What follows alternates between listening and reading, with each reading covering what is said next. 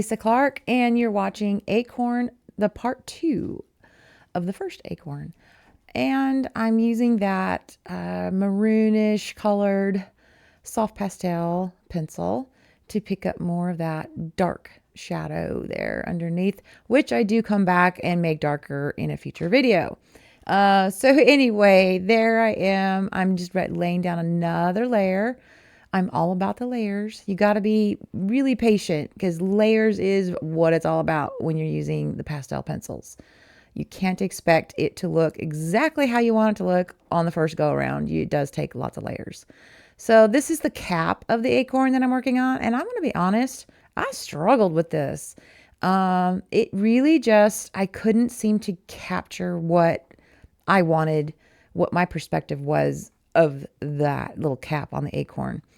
It just, I don't know, it was just different. And honestly, maybe part of it was I have never really realized what the top of an acorn looks like until I looked at this reference photo. And I kept telling my granddaughter, it reminds me of a pineapple. I mean, it's just really strange. The little dimples on it. But, you know, that is what it is. So I looked at several acorns before I settled on this reference photo. And it for sure has all those little, like, almost like triangular shaped dimples.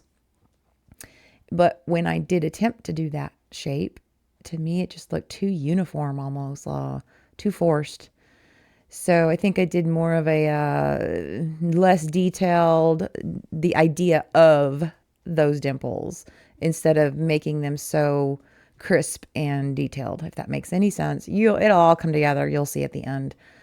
I think I still accomplished it. It looks like an acorn, so I was okay with that. So you're going to see me go back and forth here. I laid down the first 2 layers of the different various, I think I was like a cream, like an off-white.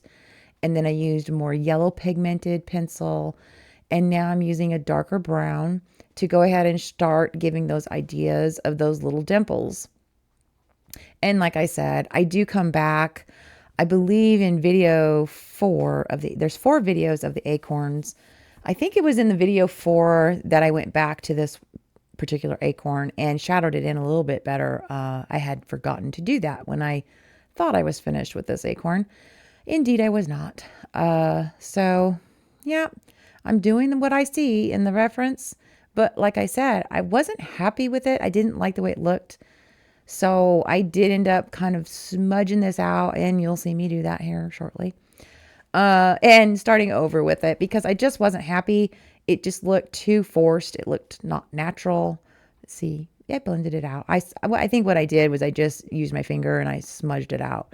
And you'll probably see me do that again, honestly. But anyway, this is like a reddish brown.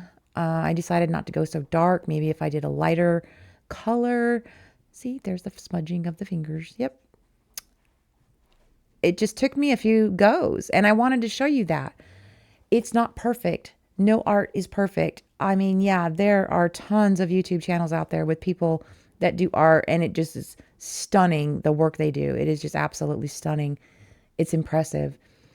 But I'm more about let's show true mistakes. Which I don't really think they're mistakes. They're learning things, learning tools, learning steps. But let's show all that. Let's show what we go through. We're human. We're not perfect. We do things that don't make sense and we have to go, oops, that didn't look right. So let's start that over again. That's what my channel is about. Sharing those experiences, sharing it with somebody else maybe helps them see it in a different way so they're not so frustrated with their art. It happens, you know, and it's okay to for it to happen. That's what life's about. If life was perfect, wow, it would be so boring. I mean, we all joke, right? We want it to look perfect, but whew, that would be so boring. So make the so-called mistakes, learn from them, take it to your next project.